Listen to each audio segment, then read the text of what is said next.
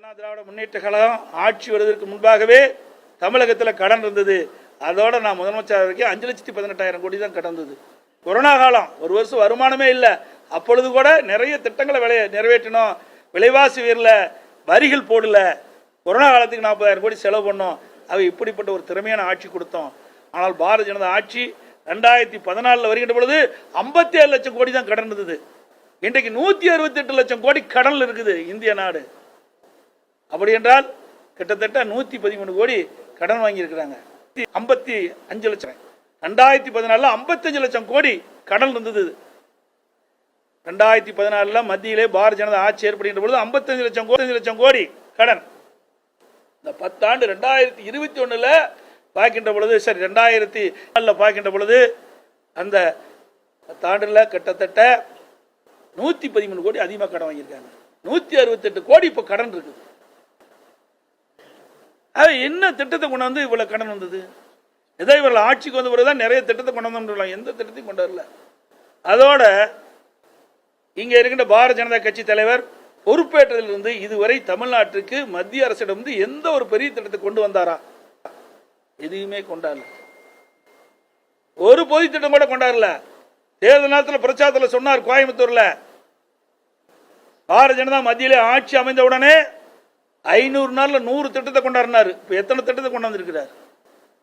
பூரா பொய், பேச பூரா பொய். இன்னைக்கு மைக் கிடைச்சா போதும், எந்த அளவுக்கு பொய் பேசணுமோ அந்த அளவுக்கு பொய் பேசுகின்ற ஒருவர் தான் இன்னைக்கு பாரதிய ஜனதா கட்சியுடைய தலைவர். அனைத்து இந்திய அண்ணா திராவிட முன்னேற்ற கழக ஆட்சியில் நிறைய திட்டங்களை நாங்கள் நிறைவேற்றிருக்கிறோம். 10 ஆண்டு காலத்தில் தமிழகம் வளர்ச்சி பெற்றிருக்குது. கல்வியிலே மிகப்பெரிய புரட்சி ஏற்படுத்திருக்கிறது.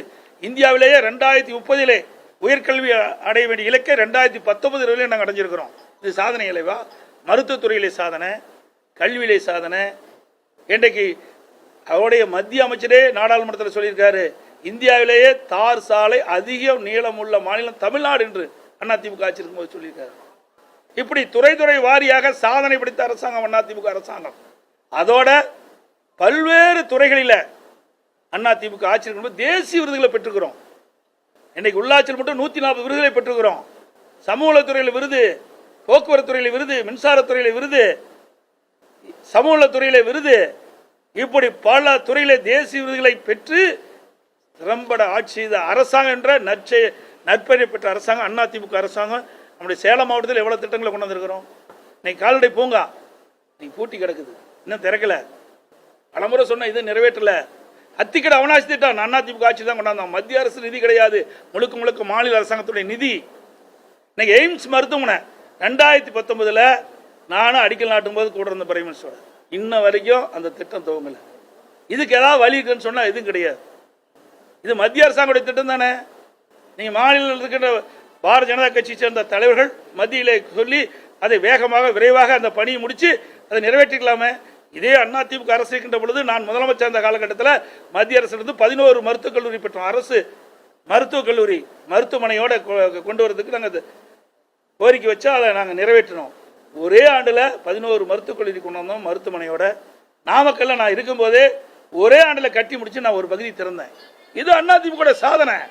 வேண்டுமென்றே திட்டமிட்டு அதிமுகவை குறை சொல்வதை விட்டுவிட வேண்டும்.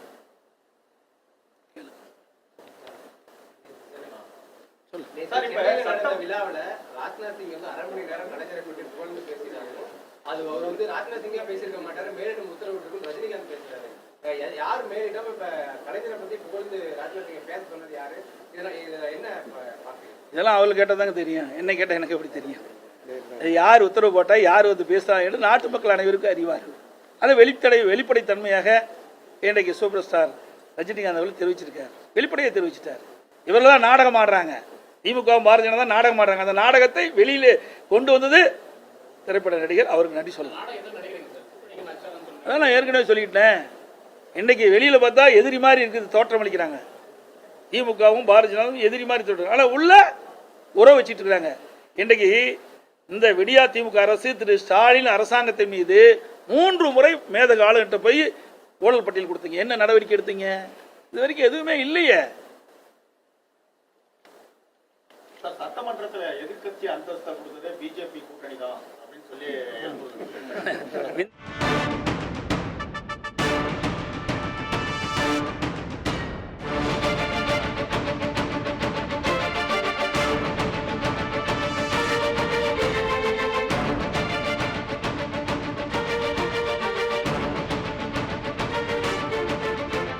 4 பேர் வெற்றி பெற்றிருக்கிறாங்க.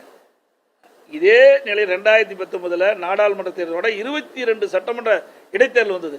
அப்பொழுது நாடாளுமன்ற தேர்தலையும் திமுக போட்டியிட்டது.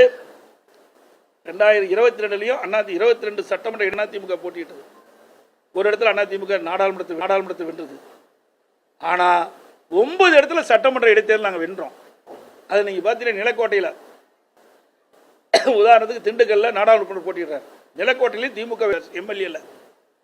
அதை நிலக்கோட்டையில் அதிமுக வெற்றி பெறுது 23,000 ஓட்டில் சுமார். அதுலேயே நாடாளுமன்றத்துக்கு பார்க்கும்போது அவர் கூடுதலான வாக்கு வாங்கியிருக்கார் திமுக வேட்பாளர்.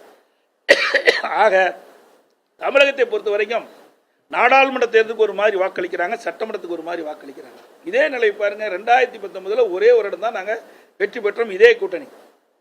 பிறகு தேமுதிக கூட்டணியில் இல்லை. 2021 சட்டமன்ற தேர்தல் போது நாங்கள் 75 இடத்துல வெற்றி பெற்றோம். அதிமுக தமிழகத்தில் ஆள வேண்டும் என்பதற்காக 75 இடங்கள் கூட்டணி கொடுத்தாங்க.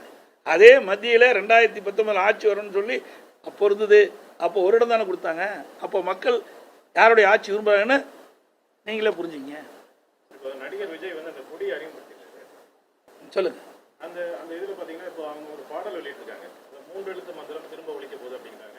அவங்க கட்சி பாடல்களையும் அண்ணாவையும் எம்ஜிஆரையும் குறிப்பிட்டு பேசுறாங்க. இப்போ உங்க தலைவர்கள் வந்து மற்றவர்கள் சொந்த கொண்டாடுறாங்க. இது நீங்க எப்படி பாருங்க? அதே எங்களுடைய தலைவர் கிடைத்த பெருமையா நான் கருதுறேன். அதே ஒரு கட்சியுடைய தலைவர் எப்படி இருக்க வேண்டும் என்பதற்கு முன்னுதாரணமாக எங்களுடைய தலைவர் திகழ்ந்து கொண்டிருக்கின்றார். அவர் அந்த கட்சி யாராலையும் அழிக்க முடியல. அனைத்து இந்திய அண்ணா திராவிட முன்னேற்ற கழக தலைவர்களை குறிப்பிட்டால்தான் தங்களுடைய கட்சி நடத்த முடியும், கட்சி தொடங்க முடியும் என்ற நிலையில அவர்கள் தெரிவித்திருக்கலாம்.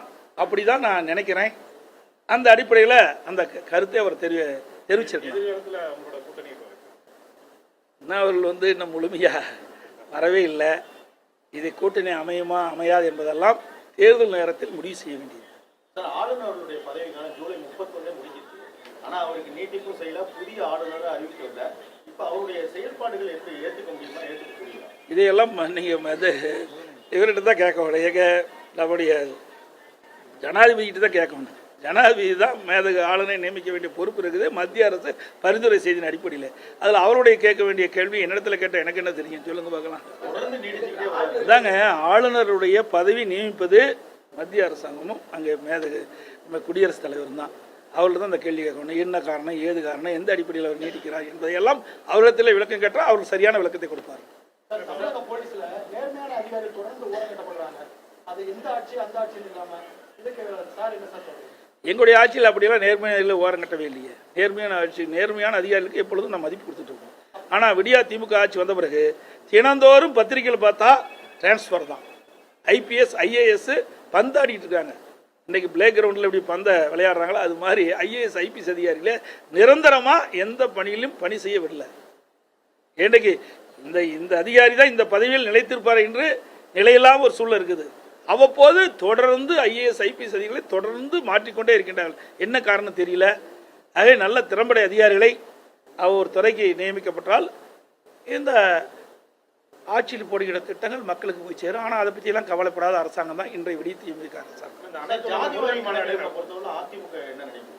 ஏற்கனவே நான் ஜாதி வாரி கணக்கெடுக்கு தான் நாங்கள் உத்தரவு போட்டுமே. என்ன கணக்குன்னு நாங்கள் தாங்க உத்தரவு போட்டோம், நாங்கள் தாங்க ஜீவோ போட்டோம். அதை போய் சொல்லுங்க உங்கள் டிவி மூலமா. நீங்க மறைக்காதீங்க.